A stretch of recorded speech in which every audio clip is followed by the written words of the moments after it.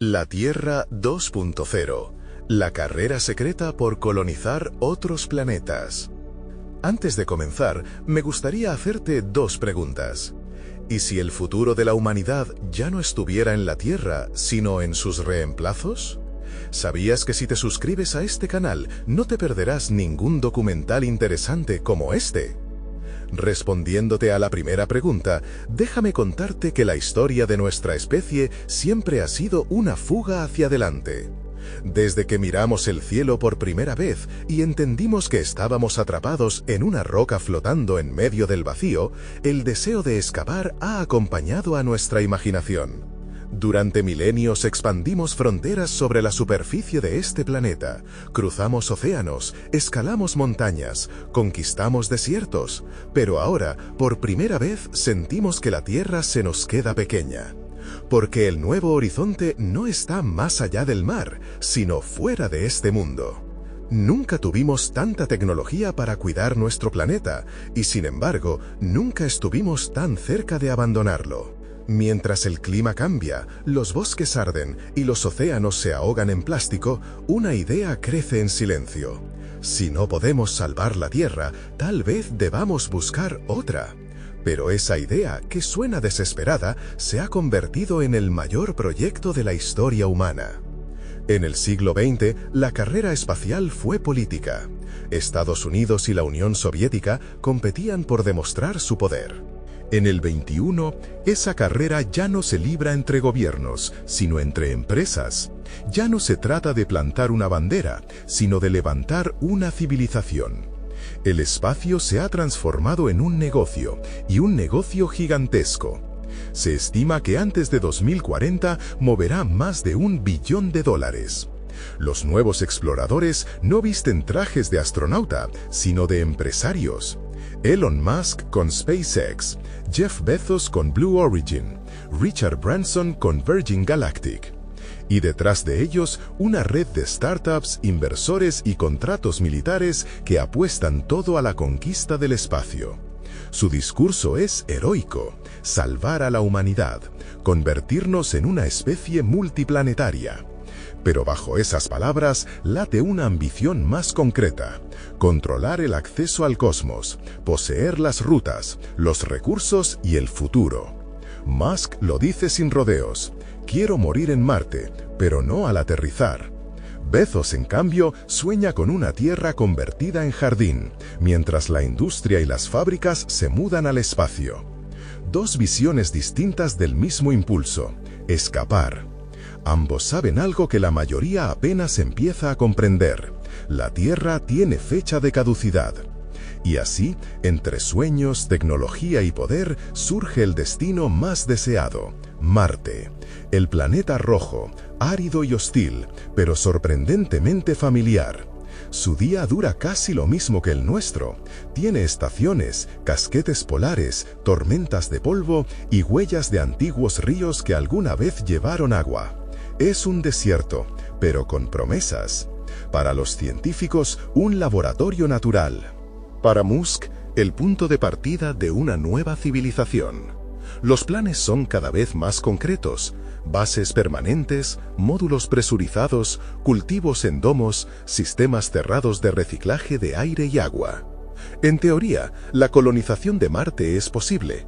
En la práctica, es una locura de dimensiones bíblicas.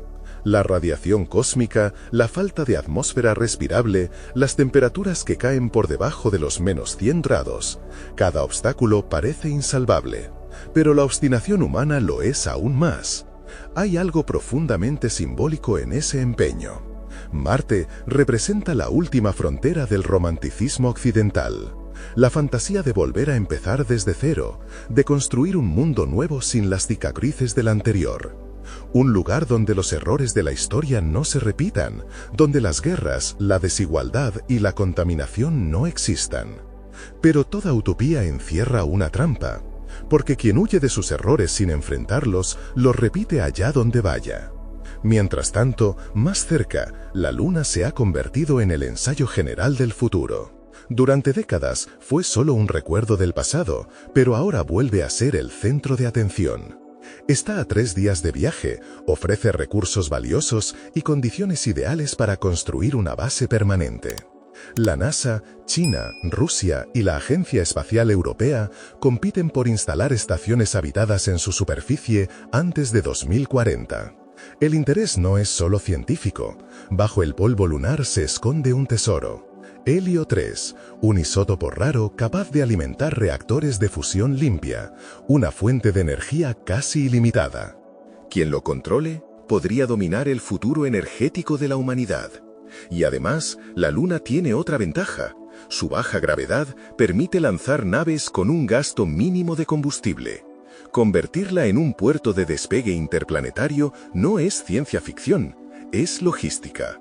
En otras palabras, la Luna podría ser el equivalente orbital de los viejos puertos coloniales, el punto de partida hacia la expansión del poder humano más allá del planeta. Solo que esta vez, el océano que debemos cruzar no tiene orillas. A medida que los cohetes despegan y los contratos se multiplican, el espacio se ha vuelto un mercado. Ya no se mide en kilómetros, sino en millones. SpaceX, Blue Origin, Rocket Lab o Axiom Space compiten por contratos públicos y privados. Pero en la sombra, otro sector crece: la minería espacial. Miles de asteroides orbitan el sistema solar con oro, platino, níquel y tierras raras, recursos por valor de billones de dólares, y todos ellos sin dueño. El Tratado del Espacio Exterior de 1967 prohíbe a los países apropiarse de cuerpos celestes, pero no dice nada sobre las empresas privadas. Ese vacío legal es un campo abierto. Compañías ya registran coordenadas de asteroides, proyectan refinerías orbitales y negocian futuros derechos de explotación. En teoría, no están colonizando nada. En la práctica, están repartiendo el cosmos. Pero colonizar no es solo enviar máquinas, es enviar personas. Y ahí empieza la parte más difícil. Ninguna ingeniería puede resolver lo que ocurre dentro de la mente humana. Estudios de la NASA y la ESA muestran que el aislamiento extremo, la falta de privacidad y la monotonía prolongada tienen efectos devastadores. Los astronautas en la Estación Espacial Internacional ya reportan ansiedad, insomnio y episodios de despersonalización. Imagínate años o décadas en un hábitat marciano. Algunos psicólogos llaman a eso el síndrome del planeta perdido, una nostalgia profunda por un mundo al que ya no se puede volver. Vivir en otro planeta significará también perder el azul del cielo, el sonido del mar, la gravedad que nos da identidad. Será, en el fondo, vivir exiliado de la Tierra. Y sin embargo, millones sueñan con ese exilio.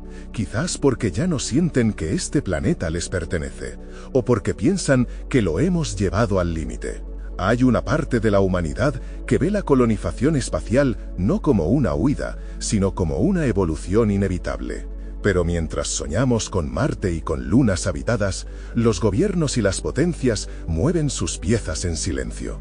El espacio ya no es solo una frontera, es un campo de batalla invisible. China, Estados Unidos, Rusia, India, Europa, todos compiten por establecer presencia en la órbita lunar. Bases, estaciones, satélites militares camuflados. Una nueva guerra fría, esta vez sin fronteras visibles, donde los satélites son espías, las antenas son armas, y la supremacía tecnológica decide quién mira y quién es observado. En ese tablero, la humanidad parece olvidar su propósito original. Lo que comenzó como una búsqueda de conocimiento se ha convertido en una lucha por el poder. Y detrás de cada avance tecnológico hay intereses estratégicos, contratos de defensa y un mensaje: quien domine el espacio dominará la Tierra. Mientras tanto, aquí abajo seguimos mirando al cielo, algunos con esperanza, otros con miedo. Y la pregunta crece como una sombra detrás del progreso. ¿Queremos irnos porque soñamos con el futuro o porque no sabemos cómo reparar el presente? La Tierra 2.0 podría ser una promesa o una excusa. una promesa de renacimiento, de supervivencia, de trascendencia, o la excusa perfecta para abandonar lo que no sabemos cuidar. Detrás de los cohetes, los discursos heroicos y las promesas de expansión hay una verdad incómoda. No existe otro planeta como el nuestro. No todavía. Quizás el mayor riesgo no sea fracasar en colonizar Marte, sino tener éxito y olvidar lo que dejamos atrás.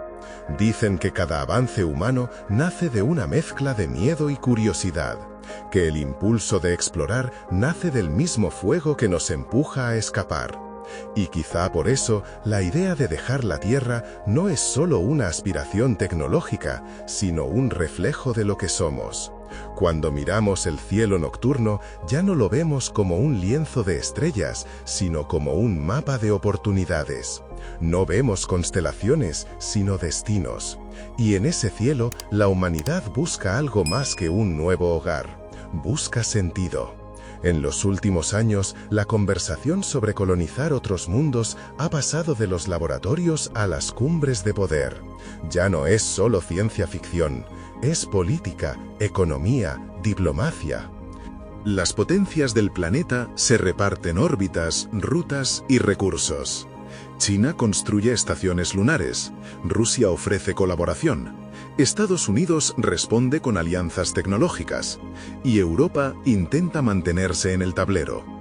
Lo que antes era una competencia simbólica, ahora es una pugna por el control de un territorio invisible. Pero el espacio no es solo el próximo escenario de poder, es también el espejo de nuestras contradicciones. Porque mientras soñamos con fundar nuevas civilizaciones en Marte, seguimos sin resolver las viejas fracturas en la Tierra. Pobreza, desigualdad, guerras, desplazamientos, crisis climática. Y sin embargo, seguimos hablando de terraformar otros planetas, cuando ni siquiera hemos aprendido a cuidar el nuestro. Quizás por eso, para muchos filósofos y científicos, el proyecto de colonizar el espacio encierra una ironía. Cuanto más lejos queremos llegar, más evidente se hace lo que hemos perdido aquí.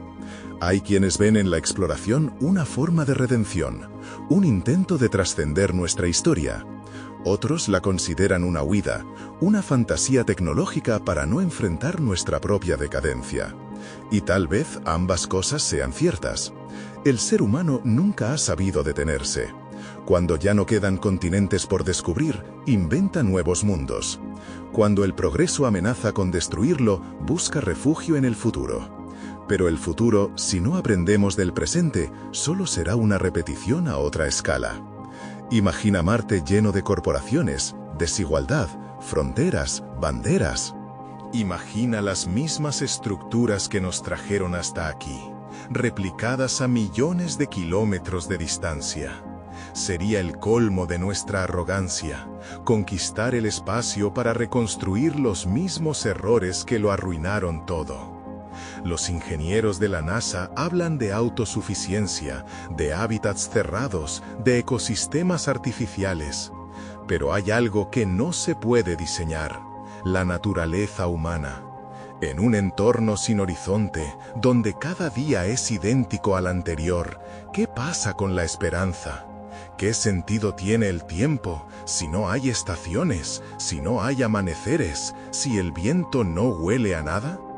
Vivir fuera de la Tierra no será solo un desafío técnico, será un experimento psicológico sin precedentes. Algunos lo comparan con una nave generacional, una civilización flotante que no mira atrás. Otros lo imaginan como una prisión dorada, donde la humanidad aprenderá lo que significa estar verdaderamente sola. Pero en ambos casos hay algo inevitable: una nueva identidad. Ser marciano no será solo una condición geográfica, será una forma distinta de entender la vida, el tiempo, la pertenencia. Muchos investigadores creen que las primeras generaciones de colonos cambiarán físicamente: menor densidad ósea, diferente presión sanguínea, metabolismo adaptado a la baja gravedad. La humanidad del futuro podría no parecerse tanto a nosotros. Y cuando eso ocurra, cuando nuestros descendientes nazcan bajo un cielo distinto, quizás ya no se sientan humanos en el sentido que hoy entendemos. Quizás entonces el concepto mismo de tierra deje de tener el mismo valor emocional. Imagina el primer niño nacido en Marte. Nunca habrá sentido el viento real, ni la lluvia, ni el sonido del océano. Su hogar será un domo cerrado, su horizonte una cúpula de cristal, y su cielo una esfera anaranjada. Para él, la tierra será una historia contada, un mito, y nosotros, los terrícolas, seremos los antiguos, los que lo intentaron todo y lo perdieron casi todo. Pero antes de llegar a ese punto, habrá que superar el dilema que ningún cohete puede resolver.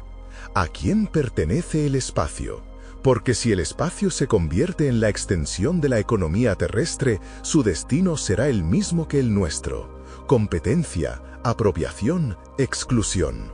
Si una empresa controla los recursos lunares, ¿es dueña del satélite? Si un país construye una ciudad marciana, ¿puede reclamar soberanía?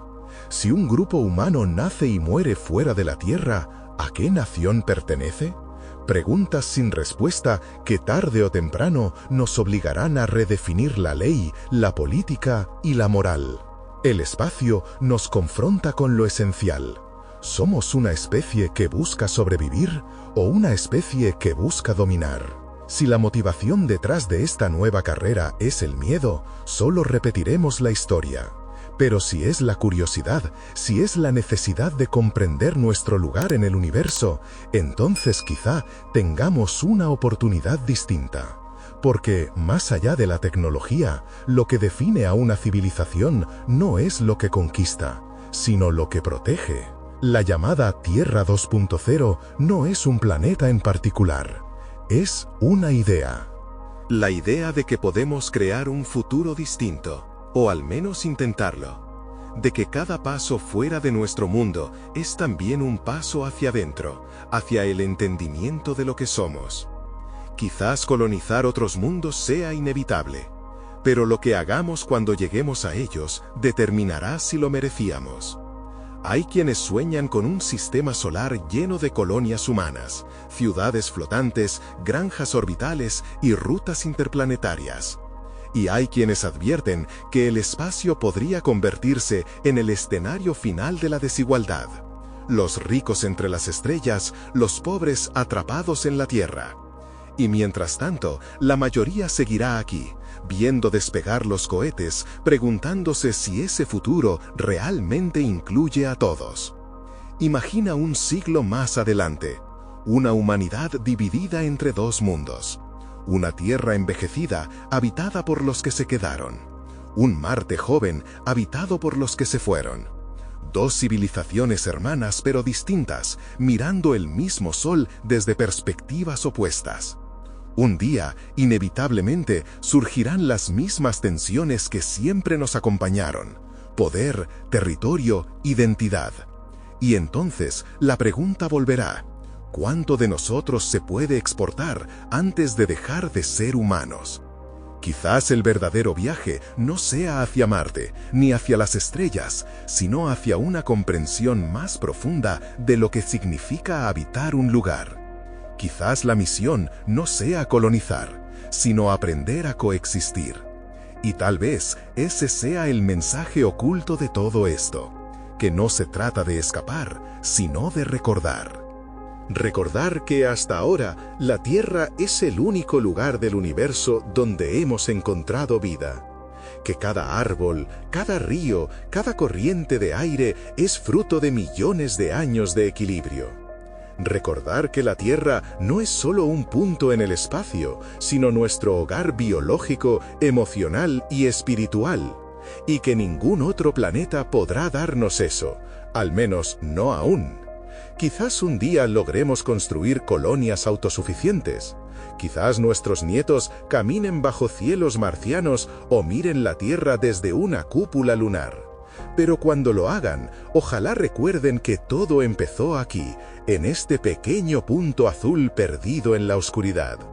porque si algo nos enseña el universo es que no hay segundas oportunidades para quienes olvidan de dónde vienen. Y tal vez, al final, la llamada Tierra 2.0 no sea un planeta al que llegaremos, sino el mismo planeta que aprendamos por fin a cuidar.